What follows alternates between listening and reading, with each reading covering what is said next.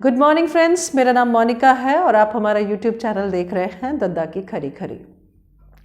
आज का टॉपिक है आप अपने ख़राब से ख़राब वक्त को भी ज़ाया ना करें।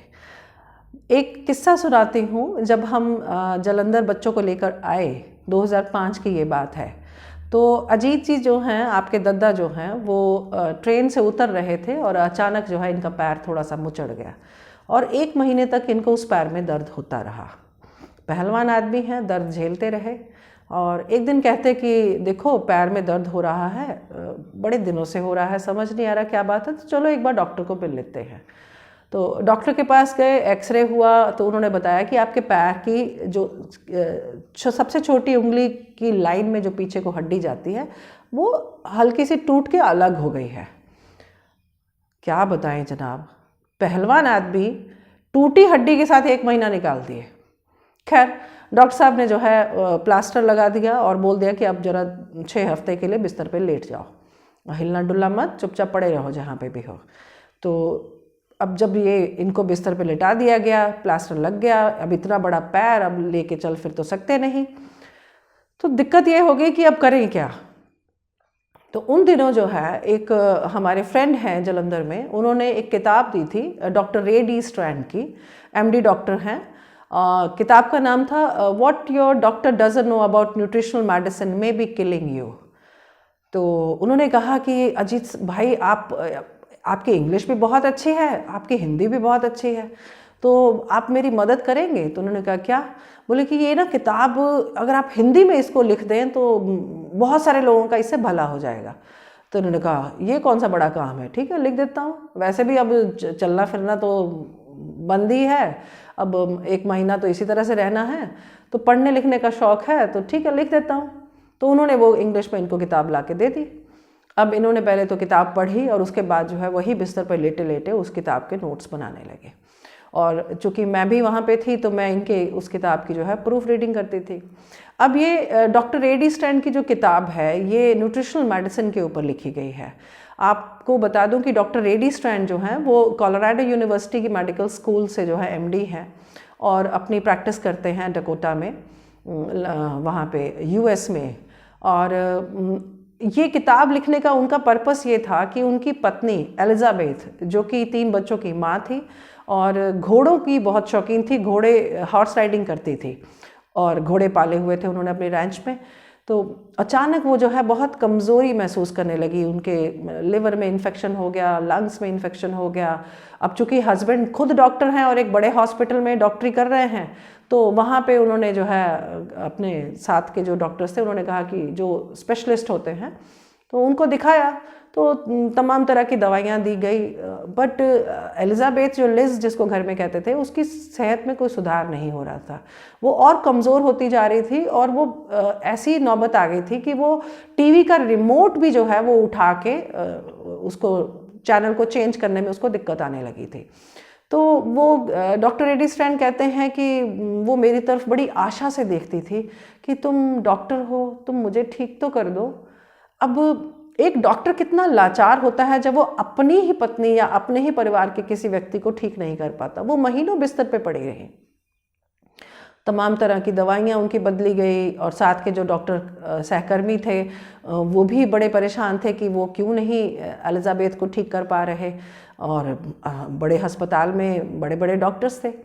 तो इतने में क्या हुआ कि एलिजाबेथ की एक सहेली आई और उन्होंने डॉक्टर स्ट्रैंड से कहा कि अब तुम इतना कुछ तो ट्राई कर ही लिए हो, तो कोशिश करो कि ये जो न्यूट्रिशनल मेडिसिन हैं इनको दे के देखो। ये न्यूट्रिशनल मेडिसिन क्या होती हैं? जैसे मल्टीविटामिन है, आयरन है, कैल्शियम है, सेलमन ओमेगा कैप्सूल्स होते हैं, जो फिश कैप्सूल्स होते हैं, इस टाइप के जो है सप्लीमेंट्स जो थे वो उन्होंने कहा डॉक्टर से कि आप इनको ट्राई करो, शायद इससे कुछ इम्प्रूव हो जाए। तो उन्होंने कहा नहीं नहीं, जैसे जैसे होता है डॉक्टर्स का कि नहीं ये सब बेकार चीज़ें होती हैं।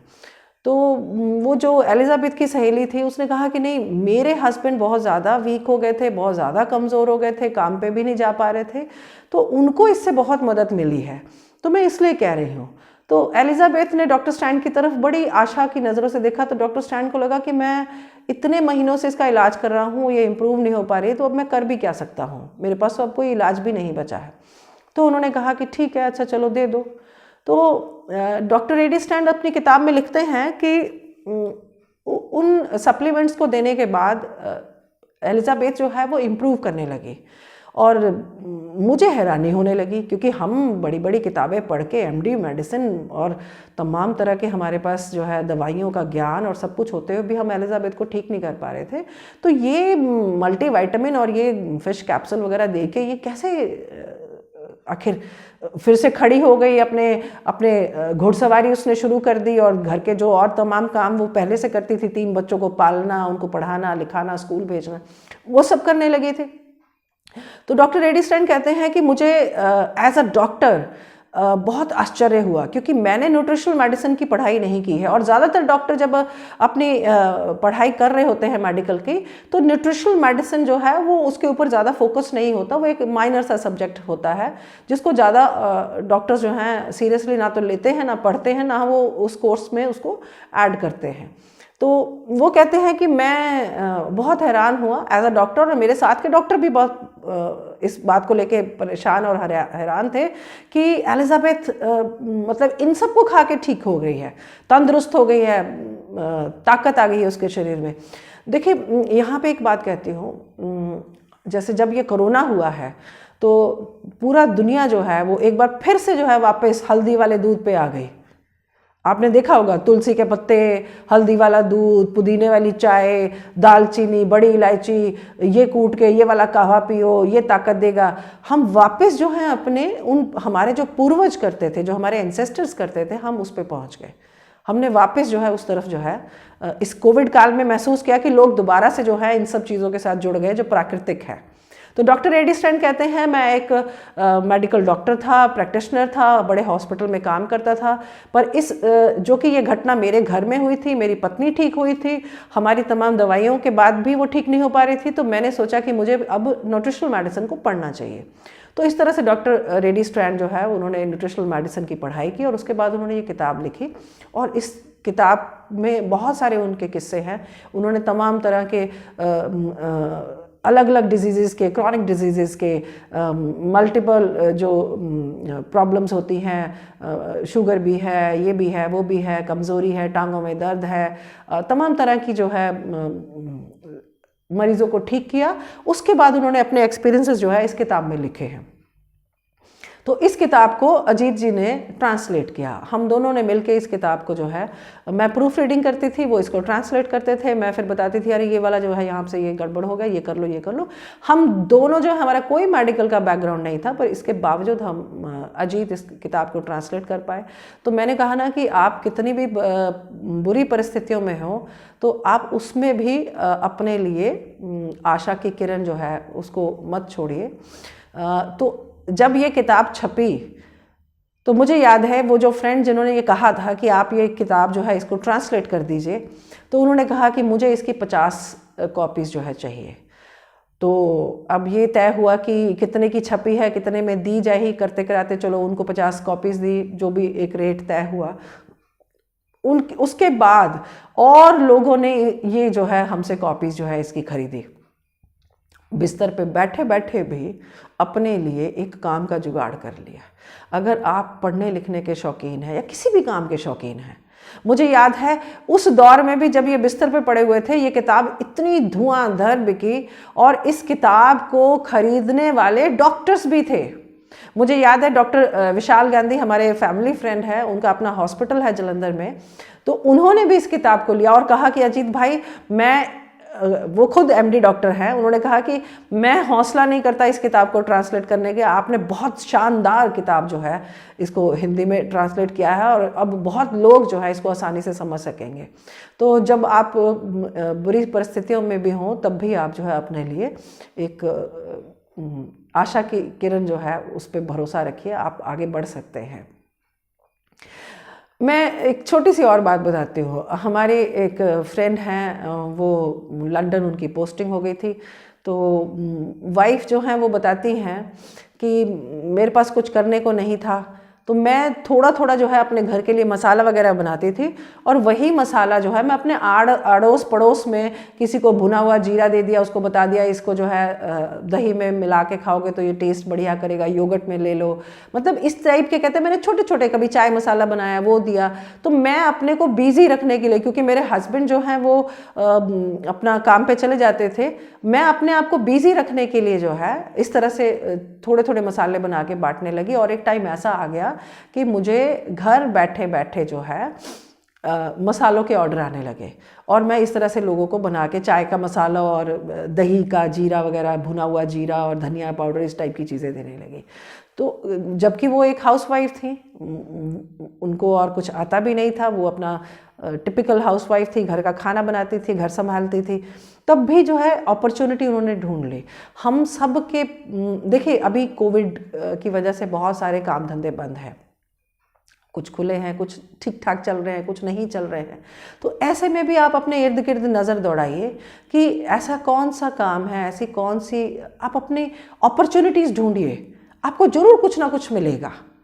ऐसा नहीं है कि आप जो काम कर रहे हैं रेगुलर, अगर वो काम बंद है तो आप कोशिश करिए कि आप अपने इर्द गिर्द नज़र दौड़ाइए, आपको जरूर कुछ ना कुछ अपॉर्चुनिटी दिखेगी। उस दिन मैं कह रही थी कि अजीत जी ने शायद ये वीडियो में बोला था कि opportunity sometimes knocks very softly, you have to be a good listener. आपको ऐसे मौक़ों को जो है खोने नहीं देना है। मेरी बेटी आजकल जो है वो मेकअप आर्टिस्ट है, गीतांजलि में काम करती थी। तो जब लॉकडाउन हुआ तो सब जो है अपने घरों में बैठ गए, तो मैंने उसको कहा, मैंने कहा तुम बहुत अच्छी मेकअप आर्टिस्ट हो, पर अभी इस समय जो है कोई भी मेकअप से रिलेटेड काम नहीं हो रहा है, शादियां नहीं हो रही हैं, पार्लर्स बंद हैं, सलून्स नहीं चल रहे हैं, तो तुम कुछ और करो। And you know what she did, उसने जो है यूट्यूब से देख देख के कुकिंग सीखी। कुछ उसने जो है अपनी बुआ के पास रह के सीखी, 2-3 महीने वो रही। आज वो इतना बढ़िया खाना बनाती है, खाना ही नहीं बनाती, वो कुछ ना कुछ नया नया ट्राई करती रहती है। अभी उसने रिसेंटली जो है अखरोट की चटनी बनाई, और बहुत ही टेस्टी चटनी बनाई। मेरा कहने का मतलब है, आप अपने घर में रहते हुए भी, इस लॉकडाउन में भी अपने लिए कुछ ना कुछ नया कर सकते हैं, कुछ सीख सकते हैं, शायद ये मौका दोबारा ना आए। अगर अजीत जी के पैर में चोट नहीं लगी होती, वो 1.5 महीना बिस्तर पे नहीं होते, तो मुझे पूरी उम्मीद है कि वो इस किताब को जो है नहीं लिख पाते। मैं आपको दोनों किताबों का कवर दिखाती हूँ। ये डॉक्टर एडी स्टाइन की किताब है, what your doctor doesn't know about nutritional medicine may be killing you, और जो किताब अजीत जी ने जो है ट्रांसलेट की, वो ये किताब है। ये उन्होंने उसको हिंदी में जो है ट्रांसलेट किया, और इस पे कोई हमने कवर पे नाम नहीं छापा था, क्योंकि हमारे पास कॉपीराइट्स वगैरह कुछ नहीं थे, और इसी तरह से इस किताब को जो है उन्होंने बेचा। आज एक्चुअली मैं ये वीडियो क्यों बना रही हूँ, आज मैं जब आई तो मैंने कहा मैं अपने ऑफिस की सफाई थोड़ी सी करवा लेती हूँ, तो ये डॉक्टर एडी स्टाइन की किताब मेरे सामने मिल गई। तो मैंने कहा अरे वाह, ये किताब तो मुझे वो याद आ गया, ये किस्सा 2005 या 6 का है। तो मैंने कहा चलिए मैं आज इस पे वीडियो बनाती हूँ कि जब आप बहुत ज़्यादा बुरी हालत में भी हों तब भी मौके होते हैं, सिर्फ हमें अपनी नज़रें जो हैं, अपनी सोच, अपनी नज़रें, अपना इर्द गिर्द देखना है कि मैं अपने इस परिस्थिति में भी कैसे उसका जो है लाभ उठा सकता हूँ। अगर अजीत जी बिस्तर पे ना होते तो शायद ये किताब ट्रांसलेट ही ना होती, शायद हम ये पढ़ते ही ना, शायद हम जान ही ना पाते इसके बारे में। डॉक्टर एडी स्टाइन शायद हमारी ज़िंदगी में कभी आते ही ना। एक और किताब है, पॉल ज़ेन पिल्जर ने लिखी है, 2006 में लिखी थी उन्होंने, the wellness revolution, $1 trillion industry. उस किताब के ऊपर भी मैं अगले अपने वीडियो में आपसे चर्चा करूंगी, वो भी एक बहुत शानदार किताब है। आज के लिए इतना ही, thank you so very much.